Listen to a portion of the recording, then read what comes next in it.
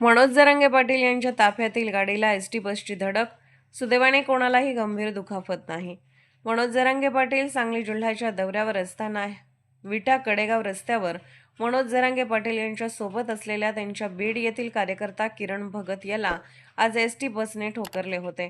त्यात ते किरकोळ जखमी झाले होते. या अपघातात जखमी झालेल्या कार्यकर्त्याला सरकारी रुग्णालयातून विटामधील खाजगी हॉस्पिटलमध्ये रवाना करण्यात आले आहे.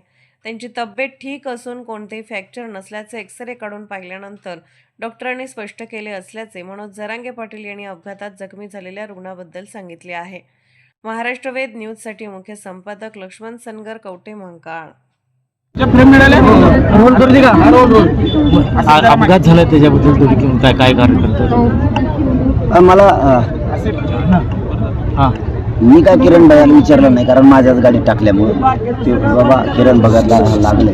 मला फक्त कळतात क्षणी मी माझ्या गाड्या ताबडतोब माघारी वळल्या. मी स्पीडनं गेलो, त्याला माझ्या गाडीत टाकून हॉस्पिटलला घेऊन डायरेक्ट ॲडमिट केलं.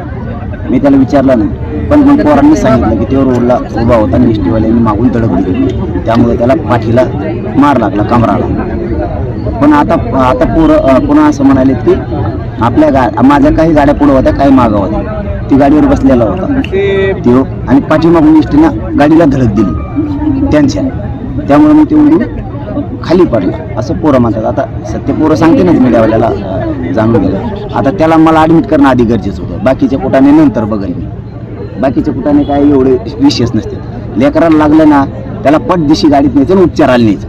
पोलिसांना सांगितलं बाबा हॉस्पिटल कुठे आहे, कडेगावकडे घेऊन चाललो होतो आम्ही. पण गाडीत त्याला घेतल्याच्या नंतर मी बोललो तर ते मला कमराला लागले आणि ते दुखत आहे जास्त.